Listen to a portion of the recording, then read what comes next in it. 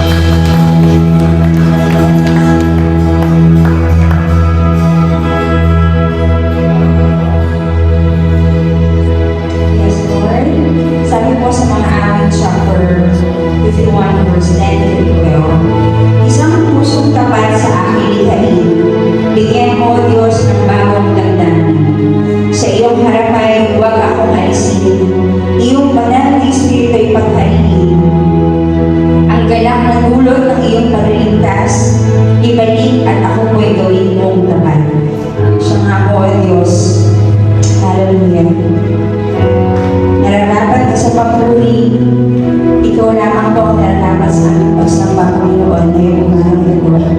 Katulad po ng aming binasa, yun po ang aming panalangin sa umaga pong ito, O Diyos. Create in us a clean heart, O God, and renew a right spirit within us. Kayo lamang po ang nakakasalisip na aming mga puso't isipan, Panginoon, sa oras na ito. Ano man po yung mga daladalahin ng bawat isa, dalangin po namin, Panginoon, na kayo po yung pumatag po ngayong umagang ito. Bigyan niyo po kami ng isang pusong tapat. Ano man po yung mga napagdaanan namin this past few days, maaaring kanina lang. Panginoon, dalangin po namin na kayo po yung maglinis sa aming puso. Isang pusong delisa yung nais po namin. Nalikhainin po sa amin na sa amin pong pagharap sa inyo sa umaga pong ito. Maging isang mabangong sangyo ang buhay ng bawat isa sa amin, Panginoon. Hallelujah. Lord, sa umaga pong ito, dalangin po namin ang aming gawain. Kayo po yung patuloy na manguna. Kayo po yung malayang kumilo sa aming kalagitnaan, O Diyos. Dalangin po namin at tinataas po namin lahat ng may bahagi sa umaga pong ito. Lord, give us the boldness and the courage sa lahat ng mananalangin, Panginoon. Kayo po yung makita po at itaguloy po kami sa inyong harapan. Sa inyong pong likuran, Panginoon, kayo po ang makita yung kadakilaan ng pangyarihan ninyo. Sa aming pong pakikinig, dalangin po namin, O Diyos, ang aming Pastor Kaloy na siya pong patuloy niyong ginagamit. Lord, use him mightily, O God, na hindi yung kakulangan niya, hindi yung kahinaan, kundi yung kadakilaan ninyo, Panginoon, ang makita ng bawat isa. Yung banal na Espiritu Santo na yung maramdaman namin, bawat silang mamumutagi sa kanyang pong mga labi, maging kalakasan, maging turo po at kalinawan sa aming pong kaisipan. Patuloy po namin magamit po doon sa aming pong paglakad dito po sa mundong ito. Lord, dalangin po namin ang bawat sa amin, ang bawat kaluluwa, ang bawat buhay na uupo sa silang narito po sa loob ng bulwagang ito. Lord, we pray na patuloy kaming mauhaw. Patuloy po yung purihin yung emptiness, O God. Lord, kayo po yung patuloy na makita namin sa aming pakikinig. Bigyan niyo po kami ng bukas na isipan, bukas na tenga, bukas na puso, na patuloy namin matanggap kung ano yung salita ninyo sa umaga pong ito. Alam man po yung mga espiritu na hindi nagagaling sa inyo, espiritu ng antok, espiritu ng kawalang interes. In Jesus' name, we rebuke that spirit of God for this morning. Nawa, palitan niyo po ng espiritu ng kagalakan, espiritu ng pagkakaisa, espiritu ng pagmamahalan, at espiritu ng uhaw na uhaw sa inyong pong presensya, Panginoon.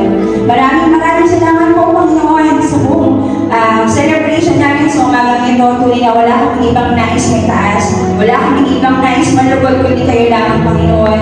Dalangin din po namin ang mga bata, Panginoon, nasa Sunday School.